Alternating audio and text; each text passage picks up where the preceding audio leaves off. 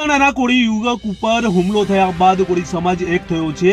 ભાવનગરથી માંડીને ઉત્તર ગુજરાત સુધી કોળી સમાજના લોકો એક થયા છે અને તેમના વોટરો ઉપર સૌની નજર છે। હીરા સોલંકી અને પરસોત્તમ સોલંકી ઉપર તમામની નજર રહી છે। આ ન્યાય માટે માગણી કરતો આ સમાજને હવે ન્યાય મળ્યો છે અને પરસોત્તમ સોલંકી એક લગ્ન પ્રસંગે જાય છે અને ત્યાં એક નિવેદન આપે છે। આ નિવેદનનો વિડીયો ખૂબ વાયરલ થઈ રહ્યો છે। તેમાં તેમનું કહેવું છે કે ધોકાવાળી કરવાની જરૂર પડે તો પણ હું સાથે રહીશ। અત્યારે સમાજ એક થયો છે જેની આજે વાત કરવી છે। નમસ્કાર, ક્રાઇમ આવાજ ન્યૂઝમાં તમારું સ્વાગત છે અને હું છું તમારી સાથે તમારો નાનજી ઠાકોર। આમ તો બગદાણાની એ ઘટના આપણે ઘણા સમયથી જોઈ રહ્યા છીએ। એક યુવક ઉપર કેટલાક ઈસમો દ્વારા હુમલો કરવામાં આવે છે અને ત્યારબાદ એ તમામ આરોપીઓની ધરપકડ કરવા માટે કોળી સમાજ ઉશ્કેરાય છે। કોળી સમાજના આંદોલનો શરૂ કરવામાં આવે છે અને અનેક નિવેદનો પણ આપવામાં આવે છે। હીરા સોલંકી અને પરસોત્તમ સોલંકી આ બંને ઘણા ચર્ચામાં જોવા મળ્યા છે। ત્યારે હવે કોળી સમાજ ભાવનગરથી માંડીને ઉત્તર ગુજરાત સુધી એક થયો હોય તેવું જોવા મળે છે। અનેક જગ્યાએ માતાના એ પ્રસંગે પ્રાગટ્ય દિવસ નિમિત્તે અનેક જગ્યાએ રેલીઓ કાઢવામાં આવી હતી। રાધનપુરમાં પણ કાઢવામાં આવી હતી, રાપરમાં પણ કાઢવામાં આવી હતી અને કાઠિયાવાડમાં પણ અનેક જગ્યાએ કોળી સમાજ જ્યાં વસવાટ કરે છે ત્યાં આ રેલીનું આયોજન કરવામાં આવ્યું હતું। ત્યારે કોળી સમાજ એક થતા તમામ જે વોટરો છે, તમામ જે નેતાઓ છે તેમના નજર હવે કોળી સમાજના વોટરો ઉપર છે। હીરા સોલંકી અને પરસોત્તમ સોલંકી આ કોળી સમાજના હુમલા બાદ ખૂબ ચર્ચામાં રહ્યા છે। ન્યાય માટે અનેક ભાષણો આપ્યા છે અને મુખ્યમંત્રી સુધી જવામાં પણ આવ્યું છે। પરસોત્તમ સોલંકી એક લગ્ન પ્રસંગે જાય છે અને ત્યાં આ પ્રસંગે તેઓ ભાષણ કરે છે અને ભાષણમાં કહે છે કે બહેનો, તમારો વીરો જીવતો છે ત્યાં સુધી તમારે કોઈ ચિંતા કરવાની જરૂર નથી। ધોકાવાળીની જરૂર પડશે તો પણ હું ધોકાવાળી કરીશ। હવે સમાજ એક થયો છે। સમાજ રખડતો પખડતો હતો પરંતુ હવે બહુ સારું છે, એક થયો છે અને આ ભાષણ ખૂબ ચર્ચાનો વિષય બન્યો છે। તો ભાષણ જોઈએ। શું મારી વાત કરવી મને કઈ સમજાતું નથી, કેમ કે આપણો સમાજ અને મેં જોયેલા, હું તો અહીંયાનો વધારે પરિચય વાળો માણસ છું। મેં તો જિંદગીમાં બધી સુવિધાઓ મેં જોઈ છે। આપણો દુઃખી આત્મા સમાજનો મેં જોયેલો છે। આ તો ઠીક છે, ભગવાનની મહેરબાની કે આપણે બધા હમણાં શાંતિમય જીવી રહ્યા છીએ। પણ મેં પહેલા અહીંયાની મેં દશા જોયેલી કે કેવી રીતે આપણો સમાજ રખી અને રખડતો। આજે દિવસો પૂરા થયા, હવે વળતી તમે જીવિતો ખુદ વિષય તો મારે કાંઈ નથી કહ્યું। મારે અહીંયા બહેનો દીકરીઓ બધી બેઠી છે। બહેનો દીકરીઓને એક જ કહું છું કે તમે કોઈ ચિંતા નહીં કરતા। તમારો આ ભાઈ વીરો જ્યાં સુધી જીવશે ત્યાં સુધી તમારા રખોપા કરે એ ભગવાન અને માતાજી પ્રાર્થના કરું। ભાષણ તો બધા રાજકારણીઓ કરતા, બધા વાતો કરી અને ભાગી જતા હોય, પણ એમાંનો હું નથી।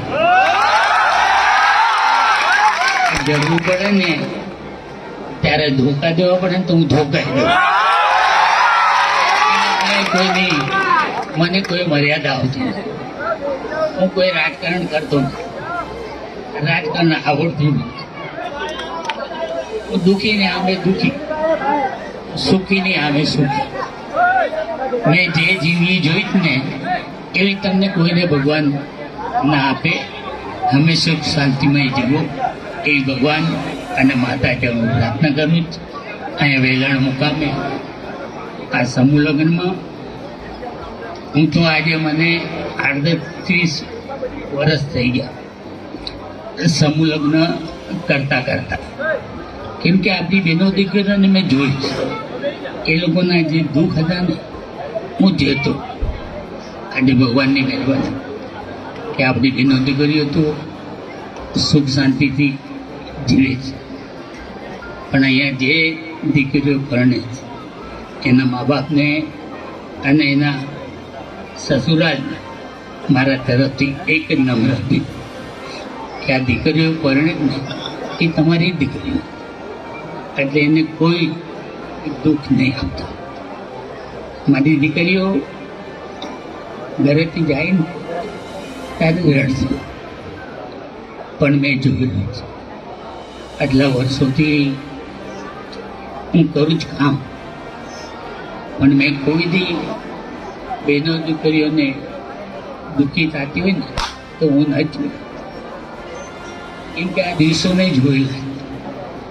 એટલે આપણા સમાજને ખૂબ ખૂબ ભગવાન આગળ વધારે અને બે દીકરીઓના ખૂબ શાંતિમય જીવાડો એ ભગવાન અને માતાજીને હું પ્રાર્થના કરું.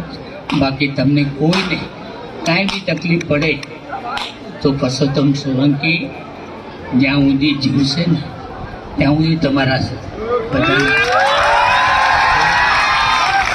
કોઈ ભાષણો કરવાથી કાંઈ મતલબ નથી, કંઈ કહીને કોઈ મતલબ નથી. અને જ્યારે જરૂર પડે ને ત્યારે ધોકા બી પડવા પડે ને તો પરસોત્તમ સોલંકી પડે. કોઈ ચિંતા નહીં કરતા, આવી જાઓ મારા બંગલે. ભાવનગર રહું છું, ગાંધીનગર રહું છું, ઉના રહું છું. તમારે શું છે, આવો. અને તમારે અખતરા કરવા હોય ને તો પરસોત્તમ સોલંકીને યાદ કરજો. બધા ભાષણો કરતા હોય પણ એ માનું નથી, મને નથી આવડતું. કેમ કે રાજકારણ તો બધા કરતા હોય, રાજકારણ કરે. મારે અહીંયા તમારે ક્યાં મત લેવો, મારે હું. પણ મારો સમાજ, મારો દુઃખી હાથમાં થાય ને તો હું સમાજને જોતો અને હંમેશા ભગવાનને કહું કે મારા સમાજને સુખી રાખે, એને દુઃખી નહીં આપતો. બસ એવી જ ભગવાન આગળ માગના. અહીંયા જે દીકરીઓ પરણે તેમને શુભકામના અને ખૂબ તેમની પ્રગતિ આગળ વધે એવી ભગવાન અને માતાએ હું પ્રાર્થના કરું છું.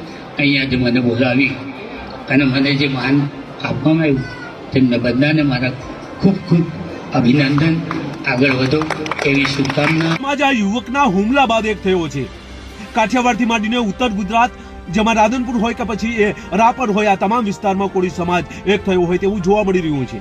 કેટલાક રાજકારણીઓની હવે નજર આ કોળી સમાજ ઉપર છે, કારણ કે કોળી સમાજ એક થયો છે અને અનેક જગ્યાએ માધાતાની રેલીઓ પણ કાઢવામાં આવી હતી. આ પ્રસંગે મોટી સંખ્યામાં લોકો ઉમટી પડ્યા હતા. આ કોળી સમાજના જે યુવક ઉપર હુમલો થયો ત્યારબાદ આ સમાજ એક થયો હોય તેવું જોવા મળી રહ્યું છે. બસ એ જ. જો તમે અમારી ચેનલમાં નવા છો અને આવા જ લેટેસ્ટ ન્યૂઝ જોવા માંગો છો તો અમારી ચેનલને અત્યારે સબસ્ક્રાઇબ કરો, જેથી આવનાર લેટેસ્ટ ન્યૂઝ તમારા સુધી પહોંચી શકે. નમસ્કાર.